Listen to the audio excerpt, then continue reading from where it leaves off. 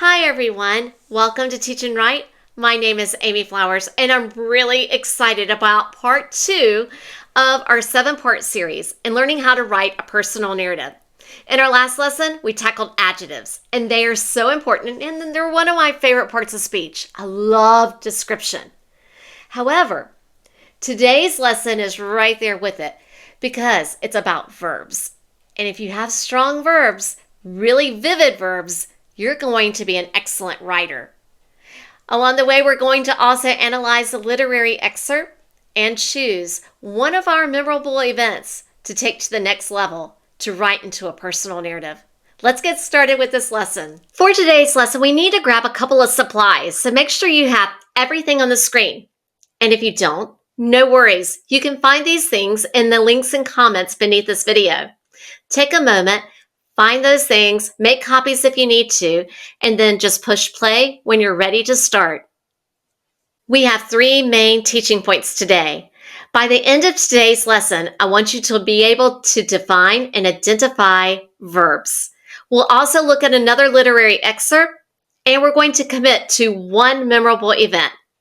So what are verbs? Verbs are awesome. That's what they are. They actually tell you a couple of things. They can be the physical action. They could be a mental action. And they can also just be a state of being verb. We're going to focus on the first 2. Let's talk about those physical action verbs. Those are things that you actually see. For example, jump, woo, skip, devour, or write. You can actually see those things. Mental are things that you are thinking about. In fact, think is one of those mental verbs. You could also use dream, like you're dreaming about something, or think. You could hope. You could wonder, We're going to focus again just on the first 2, the physical and the mental. How are we going to do it? I think it's fun just to start. Let's just jump in, dive in right now. I'm going to put a picture up on the screen. I want you to grab that sheet of notebook paper and I want you to write down all the verbs that you see in that picture. Are you ready? Let's do this. Basketball. One of my favorite sports to watch. What do you see occurring in this picture? Again, you're thinking about action verbs. What are the players doing in that picture?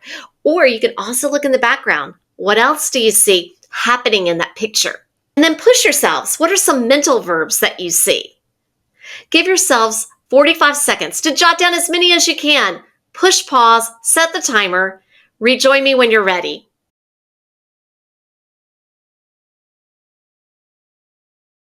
How did you do brainstorming for verbs? Take a few minutes to share. See what ideas other people had as they looked at that picture. Rejoin me when you're ready.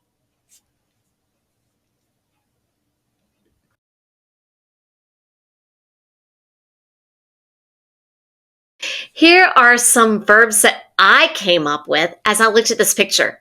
Jump, look, block, shoot, leap, push. Do any of you have the same verbs as I did? Do any of you have more than me? Well done if you did. Let's challenge ourselves and try another picture. It's going to be very different from this one. Get your pencils ready. Take a look at this picture. Pause the video. Give yourselves about 45 seconds to jot down as many verbs as you can. Rejoin me when you're ready.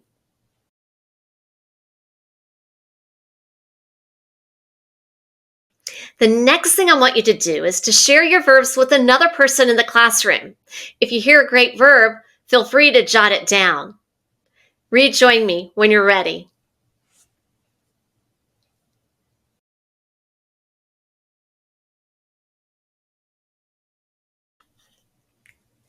Here are some verbs that I came up with. Swing, push, help, stare, watch, trust, think. I did a mix of physical action verbs and mental action verbs on that one. Let's try it one more time. Get your pencils ready.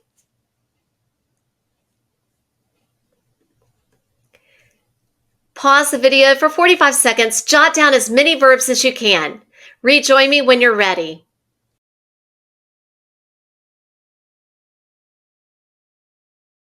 The next thing I want you to do is to share. So take a moment, share, and then push play to rejoin me.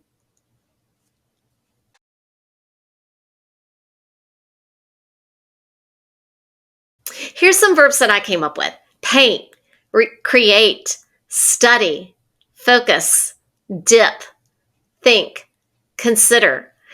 For this one, I used a mix of physical and mental verbs. Our next assignment is to grab this sheet of paper, the word wall, add on the blank verbs, just as I have on the screen. We want to build up our vocabulary with verbs, strong verbs, vivid verbs, verbs that really tell us what's happening physically or mentally. It will help us as writers if we have strong verbs. Pretty much strong verbs equal strong writer, so they need to be there. At this time, give me 20. They could be your own 20, or if you heard one in the classroom as you were sharing, feel free to write that down. Our goal is to expand our vocabulary. Pause the video, return when you're ready.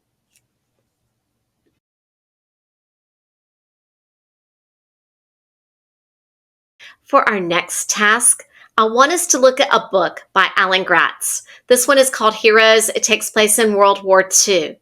Alan Gratz is the master of verbs. Take a moment, read this literary excerpt from Heroes, and answer the questions. Rejoin when you're ready.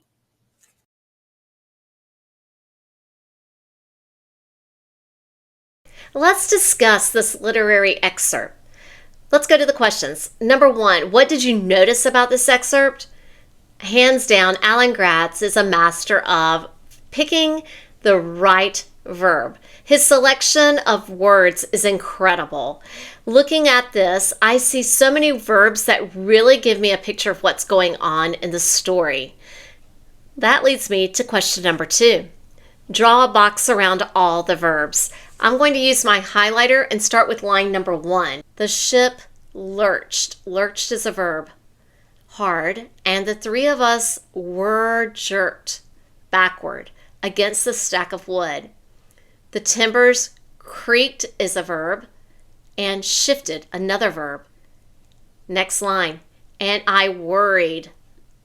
Highlight worried, or draw a box around worried, about being crushed. Being crushed are verbs. But where else? Were is a verb. We supposed to go, and supposed is a verb. Wow. That leads me to question number 3. How did the author's choice of words make you feel as you read this? As I read his work, those verbs jump out at me. Lurched, jerked, creaked, shifted, worried, crushed. Whoa, those words made me feel as if I was right there on the boat with the two characters who are being swayed by a boat, and apparently it's really rough because the ship is lurching. It's jerking them. They could hear the timbers of the ship creaking and shifting, and they felt that they were going to be crushed. Those great verbs make a great writer, and Alan Gratz is definitely a great writer. In our last lesson, you brainstormed and you wrote down 10 memorable events. Here are the 10 that I came up with, and I have to choose one. That's our goal for today. I have to look at all of these memorable events. They're all good, but I've got to find the one that is the best one and the one I want to commit to. So how do you do that? Well, let's go back to that picture that I showed you in lesson 1. This is a picture of a forest. It takes a little bit of that big picture and gives us the clarity and details. And that's what a personal narrative is doing here. We want that personal narrative to be about an event in your life. And we want all of that clarity, all of those details, all the descriptions of what was happening in that point in your life. So look back at your 10 memorable events, and I want you to choose the one that really resonates with you. Let me model how I did this for my personal narrative. Let's return to my list for memorable events. I shared this with you in the last lesson, and wow, I have 10 events that I think could be great stories, but I really want to choose the one in which I can recall so many details, like the sights, the sounds, the feelings I had, maybe even the smells or the taste. So as I look back at this list and I'm thinking in my head, can I find the details in this story?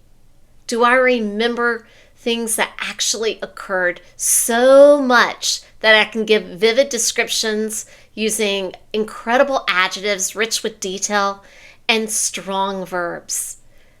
As I look back, I have two favorites. I'm going to have to say this one.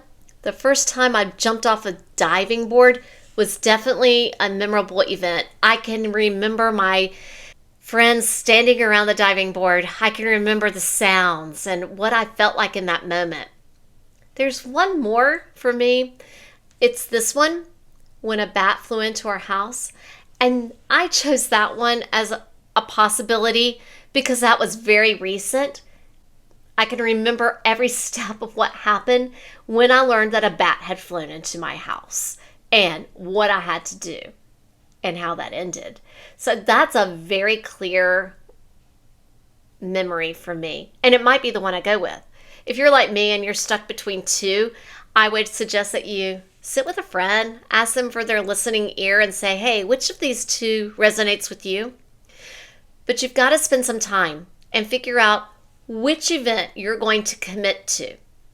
For me, I actually wrote personal narratives for both of these, and I'll be sharing them in the next few lessons. However, for you, I just want you to commit to one. Take some time, really give this some great consideration, push pause, and return after you've selected the one topic that you are going to commit to for your personal narrative.